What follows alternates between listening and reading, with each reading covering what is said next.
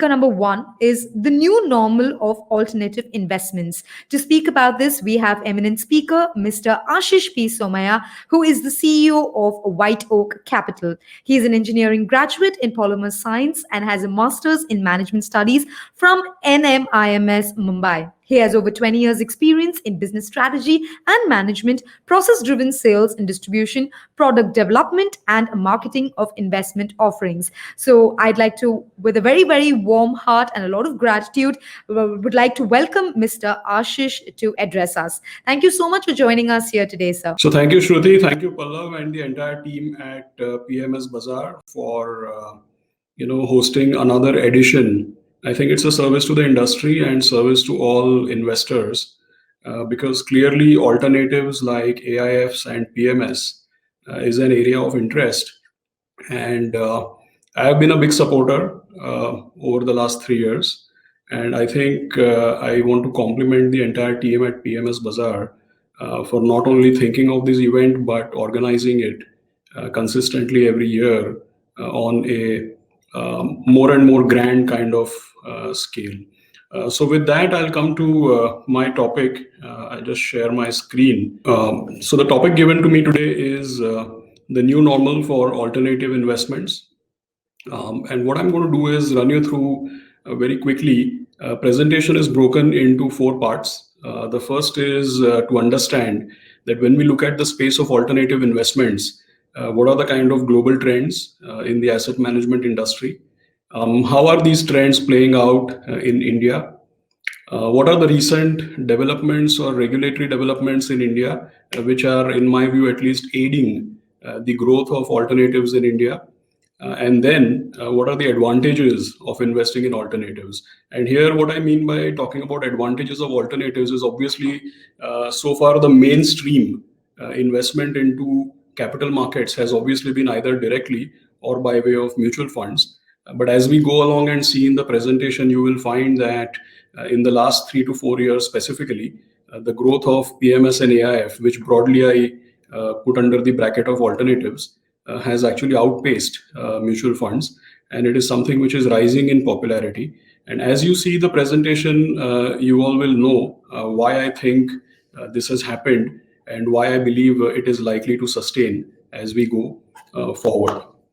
So this is a data. The source is the BCG annual report on global asset management.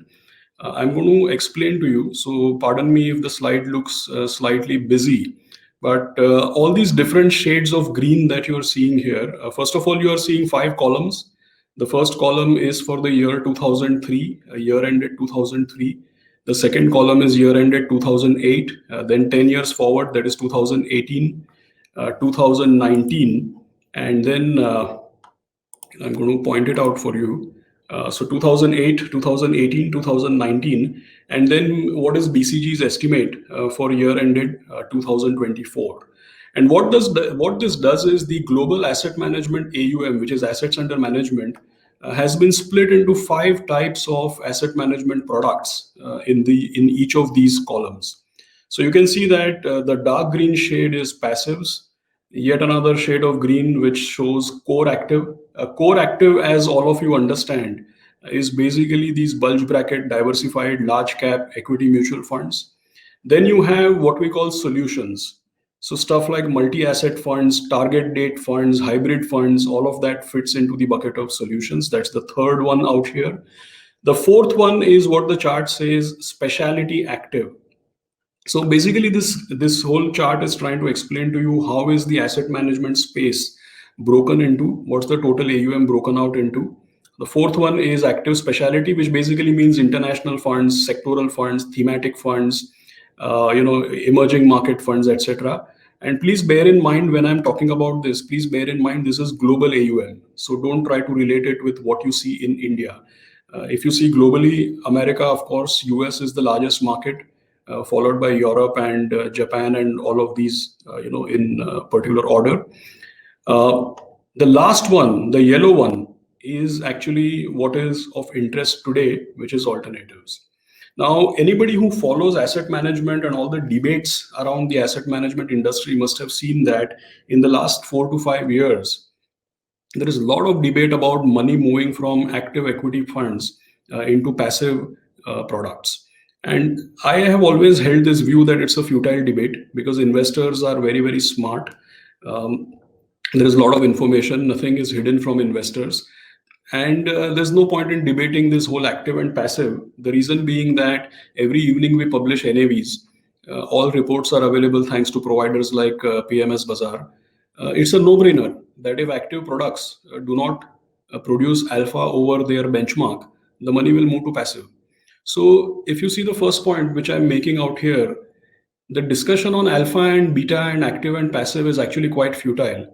And well, yes, the AUM of passives is rising. There is no doubt. It used to be, $3 trillion in 2003, 4 trillion in 2008. Straight away jumped to 14 trillion 10 years later. And as we speak, it's in the vicinity of 18 trillion, which is 21% of the global asset management industry. But if you see the other column, the other parts of these columns, what you're going to find is that overall, the first thing overall is that 31 trillion of AUM globally in asset management products has become 89 trillion from 2003 to 2019. And specifically 10 years, if you look at it, 39 trillion has become 89 trillion. So first point, active passive is, yes, good intellectual debate, but I think it's a no-brainer. The key parts are two or three. First is that overall asset management, capital market products, they are witnessing humongous growth globally. And that seems to be the preferred way forward. 10, 20, 30 years back, people used to keep money in the bank, no longer. In fact, asset management products are rising at a rapid clip and expected to grow even further. That brings us to the more important point relevant for today's discussion, that active to passive, active is represented somewhere here in the middle. By the way, when you see this second green colored row out here, that's active equity. It looks like it is narrowing down, but I want to tell you, by the way, it's narrowing down in percentages is true, but still the AUM for actives is rising. 18 trillion became 26 trillion and now it is 29 trillion. So percentage wise, it may be shrinking, but in reality, the AUM of actives is also rising. And the key highlight is that the debate is not just passive money, not just about active money moving to passive. The bigger point is active money moving into solutions like multi-asset, active money moving into specialty equity, which means small and mid cap, thematics, international, and active equity money moving into alternatives. So what we should keep in mind is that when we hear all these, media articles and debate about active to passive, somewhere we are forgetting that the only movement or preference is not about active to passive. The bigger preference seems to be to move from equity mutual funds into actually, multi-asset products, into, small and mid cap and sectoral and thematic or specialized products, or actually into alternative. So this is something which I found quite interesting. Where does this report suggest, where will the growth actually come from in future?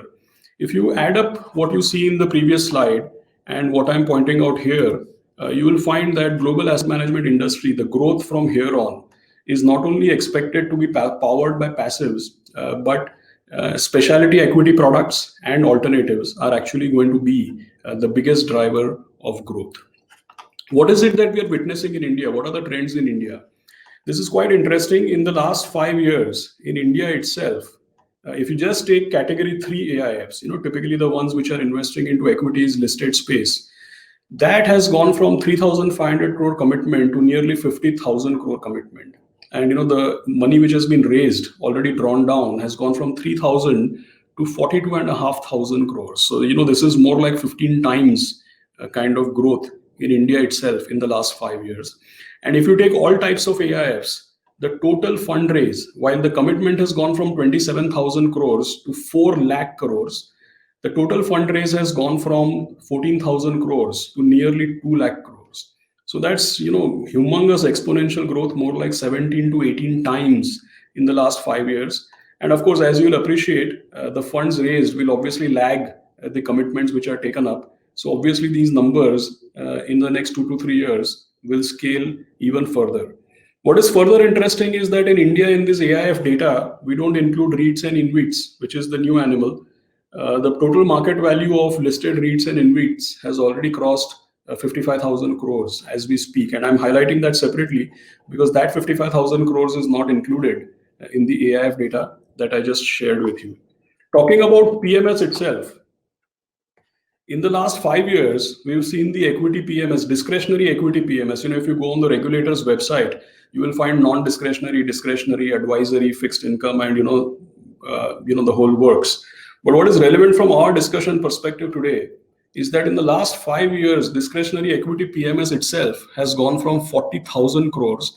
The last data updated on the regulatory website is till July, where it showed more like 1.2 lakh crores. So 40,000 crores as at the end of July 2020 was 1.2 lakh crores. And from that point onwards, forget inflows or outflows, the index itself is more than, if you take large cap and mid cap, the index itself is nearly 30% up. So my estimate is that as we speak right now, discretionary equity PMS has gone from 40,000 crores to more like 1.5 lakh crores just in the last 5 years. While we've also seen growth in equity mutual funds, SIPs, etc., but whether you look at the global data or you look at Indian data, there are 2 points which I want to recap for our audience out here. The first and most important point is that assets under management for capital market products, fixed income, equity, REITs, whatever we look at, capital market seems to be a mainstay and by far the most prevalent, the most growing kind of avenue for investors to direct their long-term savings as well as investments. And within that, you can clearly see that alternates, whether it is the global market or the Indian market, alternates like PMSs, AIFs, and incrementally, I'm sure it will happen with REITs also, are playing a larger and larger role in terms of managing money for our investors. So 2 or 3 things to keep in mind. India, like I said, is also following global patterns. Last 3 years, even in India, we have seen acceleration in growth of passives, PMS, AIF, etc. It is likely to be, in my view, it is likely to be accelerated further because of 5 reasons that I've pointed out here. Some of these I'm going to explain further in detail as we move forward. But the 5 reasons why I think that this growth of last few years is going to accelerate. First, of course, is that you are seeing more and more innovation. So you are seeing liquid alternatives, you are seeing long short absolute returns, you are seeing hedge fund kind of structures coming into India. You're also seeing multi-asset funds, which are again geared to giving a better investing experience. You can clearly see the emergence of other asset classes like REITs and InvITs. And I think these are early days, but this is an area which is likely to grow quite rapidly. The reason being that real estate is a darling for most investors in India. And hence, just financialization of real estate investment by way of REITs seems to be a no-brainer to me at least. Of course, REITs doesn't fall under AIF. We have a very different kind of structure out here, but clearly it does fall under alternates as an asset class and a space to watch out for. There is incrementally, I'm sure that there'll be growth in high net worth and affluent client base. And as the wealth in the country starts to rise, and as more and more people qualify as HNIs or affluent, they come with diverse investment objectives, and that will result in more and more penetration for alternates. The growth is not just in the HNI and affluent client base. In fact, there is a bigger growth in the retail client base. And I think for retail investors, mutual funds are the best investment option. And in order to protect the interest of individual retail investors, and rightly so, the regulator has been consistently coming with regulation, which at least in my limited understanding results in a kind of straitjacketing of mutual funds. I'll elaborate on that as we move forward. But a lot of thing has been done which straitjackets mutual funds, and at the same time it mainstreams alternates. I think both these things put together would result, or it would fuel the rise in money moving into alternates like PMSs and AIFs. And lastly, these are early days. I have been associated with the PMS industry right from 2000. One could easily contest that 20-25 years the PMS industry has been there. And how am I saying that these are early days? But well, yes, when it comes to the overall capital market itself, these are early days. I think that as more and more investors, experience PMSs and AIFs, I'm quite sure that there'll be a better understanding and appreciation of the nuances. I have presented before in PMS Bazaar platform, and I have always held this position. I have no favorites. In my entire career of 20-21 years in asset management, I have been associated with PMSs as well as mutual funds, so no favorites. I have always been responsible for managing both these businesses. But I still feel that from a long-term investor's perspective, I have always held that PMS, to my mind, is a superior platform. And I think as time passes, there'll be better understanding, appreciation of nuances. And some of those thoughts even I'll share as we move forward.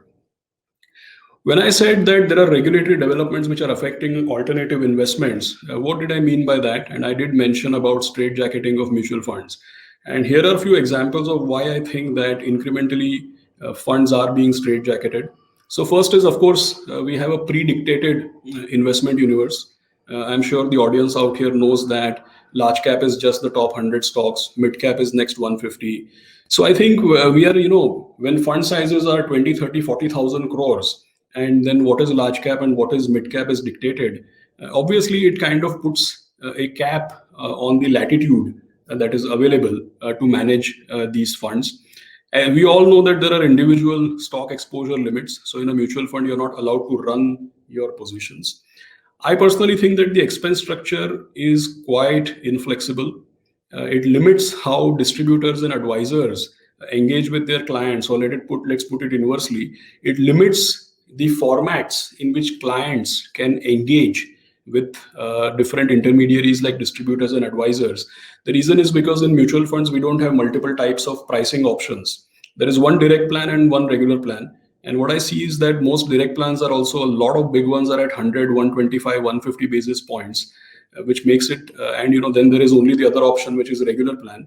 So I do find in my experience, at least anecdotally, that it limits engagement models between customers and intermediaries. In my understanding, this direct plan and RIA regulation ideally should have meant that investors have two choices. First choice is that you invest directly, but you engage somebody who you pay for advice. The other choice is you go for regular plans, but there is incidental advice and the intermediary earns commission. I think this is the intended objective of the regulation that we are trying to achieve, which is that there should be direct investment with advice or regular investment with commission. But unintended consequence seems to be self-medication. And we all know what are the challenges with self-medication. And I think that when we come to mutual funds, the other issue is that there is no performance-linked pricing, and then there are add-on costs like B30 and T30 and all those kind of things. So these are the areas which seem to be probably impinging growth of mutual funds. And on the other hand, what I've seen is that mutual funds, while mutual funds are being straitjacketed, PMS and AIF, with the good oversight of regulation, is becoming more and more mainstream. So in 10-15 years back, the perception for PMS AIF didn't exist, but 10-15 years back, the perception for PMS kind of products used to be more like the Wild West kind of thought process. Whereas if you see in the last few years, the regulator has done a fabulous job of mainstreaming these products and standardizing. In fact, those of you who are PMS investors by now must have clearly understood the level of transparency that PMSs actually provide. And net, I think that PMS and AIF are proving to be a better platform because of all the reasons which I said: unfettered mandates, performance potential, pricing options, latitude in managing money through different types of asset classes and long, short, and hedge funds and all those kind of things. And of course, a much better ability for intermediaries and customers to engage by way of various models and pricing options which are available. I think with due respect to time, I'm not going to get into a lot of detail. I think eventually the presentations will be available. But in the past also, you can refer to my PMS Bazaar presentations. I have presented in great detail why I think that PMSs are superior vehicles. Just one example I want to give you. If you see, for example, earlier this year was a great learning. I mean, if you were in the markets in 2020, all of us paid different amount of tuition fees, but I think there is no better school than the market itself. Now, recently, when I was preparing for this presentation, one data I saw that equity and balanced mutual funds in March 2020 got redemption of 26,000 crores. You know that time Nifty was 7,600. So at that level, total redemption was 26,000 crores. And October 2020, also the total redemption was 26,000 crores. Now, March 2020, when there is 26,000 crore outflow, you can imagine what is sellable will be sold. And October 2020, when there is 26,000 crore redemption, you can imagine what is sellable and what will be actually sold. So why I always say that PMS is a superior platform is because, in a PMS, your portfolio is in your demat account.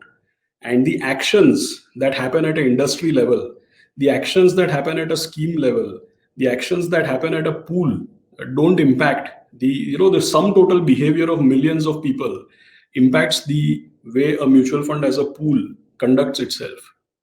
Whereas in my view, when PMS also is managed as a common portfolio, but ultimately the holdings of each investor are segregated in individual demat accounts. So this kind of flow behavior does not impact PMSs, and that's the reason why I always make it a point to explain why PMSs are a superior platform for long-term investors. Because the behavior of the herd. I mean, I'll come to that, but net the behavior of the herd doesn't impact, and that's why in the long run you would expect PMSs to give superior returns. And in fact, if you see last 7-year, 10-year data, it's there in the data actually. What are the negatives? I think on a lighter note, I can say that the issues which we face with PMS are overall the issues with equities, but also the issues related to an open kitchen. When you go to a restaurant and you order food, and you can see every step, the kitchen is made of glass, and you can see every step that the chef takes, then you will definitely have a lot of commentary. For example, in my previous presentations on PMS, I have explained to people that when you invest in a PMS, it's like going through a surgery without anesthesia. Just imagine that you are going to be operated for something. You lay down on the operation table, and while operating you, the doctor said, "Oh my God, that's the wrong place."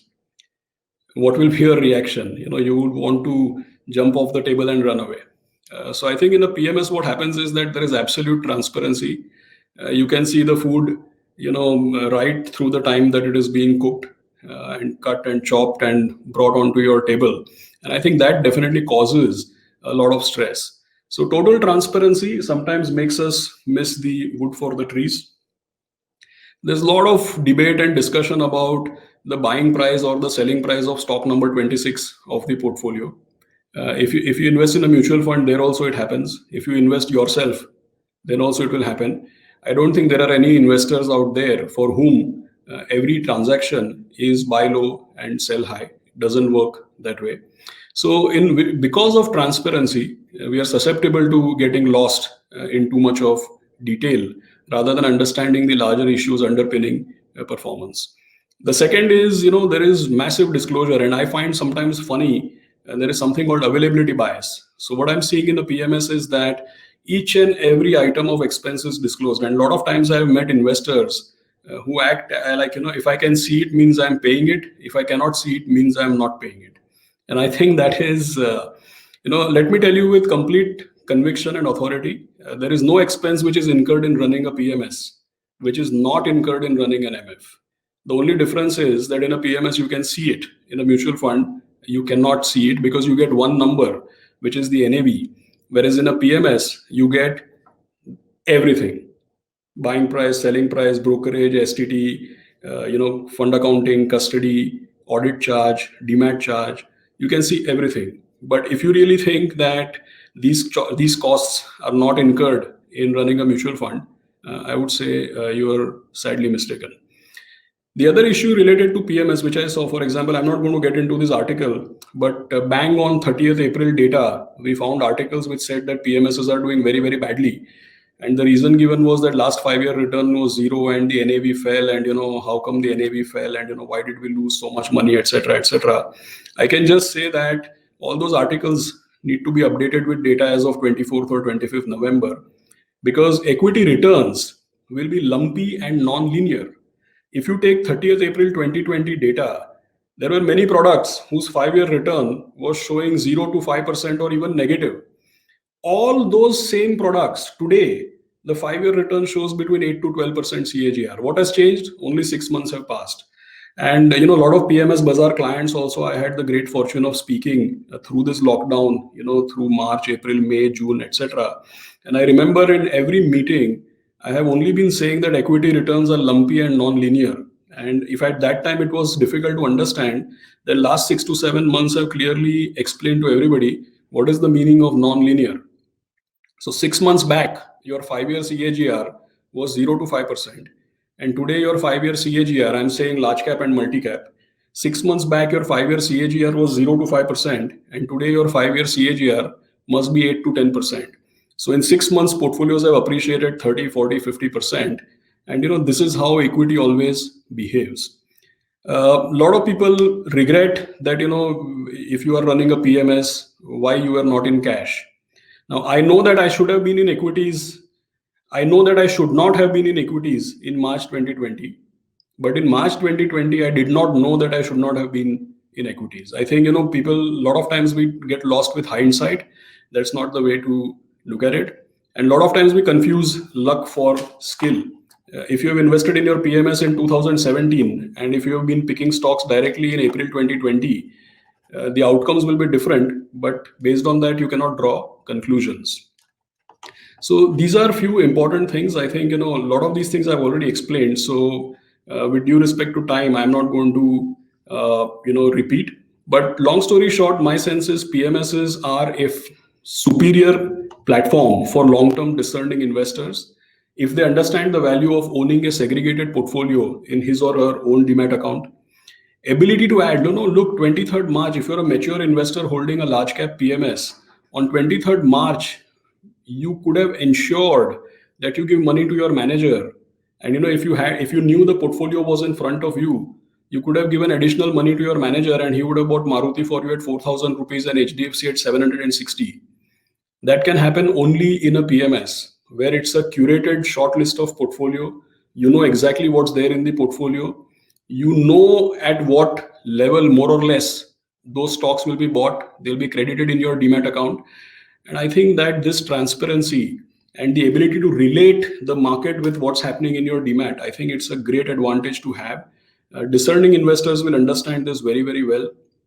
But I think people who cannot handle that transparency but still want a PMS-like product, maybe then they would do better in AIFs.